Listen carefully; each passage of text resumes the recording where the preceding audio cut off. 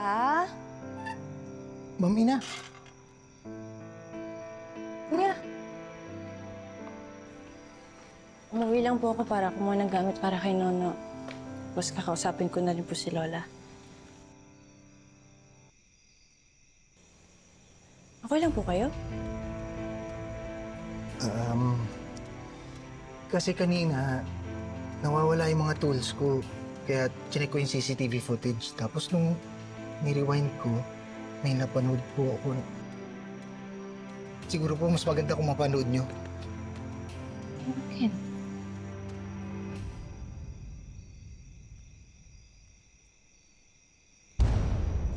Yan po yung gamit na sasakyan ni Joanna kanina nung pauwi siya.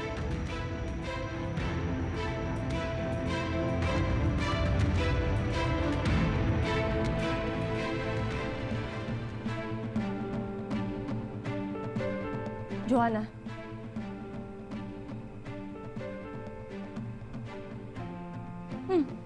Anong problema mo? Hindi ba dapat ako magtanong niyan sa'yo?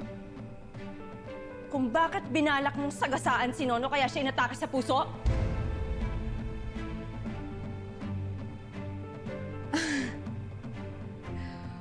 What are you talking about? Huwag ka na magmaang-maangan! Kitang-kita ko sa CCTV footage, yung sasakyan mo yung gamit mo.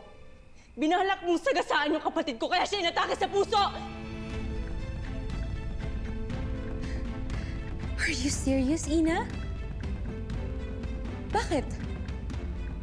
Narinig mo ba na gusto ko siyang sagasaan? Paano mo nasabi? Ina, that's a big accusation, okay? Di wala ka nga proof na gusto ko siyang sagasaan eh. Muntik, yes, but I stopped and avoided him.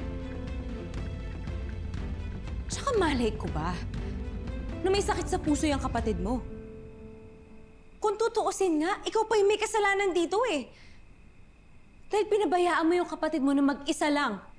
Kahit alam mo namang na hindi siya normal.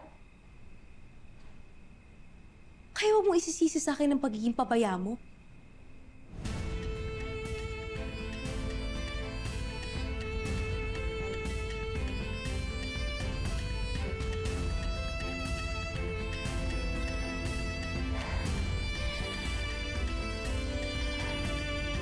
Cecil, gusto ko nasaktan si Joanna sa ginawa niya kay Nono. Grabe. Di pa rin ako makapaniwala sa nalaman mo, sis. Napakawalang ya talaga ng Joanna na yan. Pero tama siya. Hindi ko kayang patunayan na gusto talaga niya sagasaan yung kapatid ko, lalo na't hindi naman niya alam na may sakit sa puso si Nono. Pero sigurado akong sinadya niyang takutin si Nono. At yun yung nakapag-trigger ng heart attack niya. Siguro naman, hindi mo siya ganun kasamang tao para gustuhin niyang sagasaan si Nono, di ba? O hindi kayo sa pagkakakilala sa ugali niya, gusto lang niyang paglaruan yung kapatid ko? Pero kung may galit siya sa akin, ako na lang yung saktan niya. Huwag niya idama yung kapatid ko. Bakit ba kasi hindi mo na lang siya isumbong kay Lola Pink? Tapos ano? Mag-aaway-away na naman sila dahil sa akin. Isa pa, wala rin naman akong enough evidence na gusto talaga niya sagasaan yung kapatid ko eh. Pero sige, sa ngayon papalagpasin ko muna yung ginawa niya.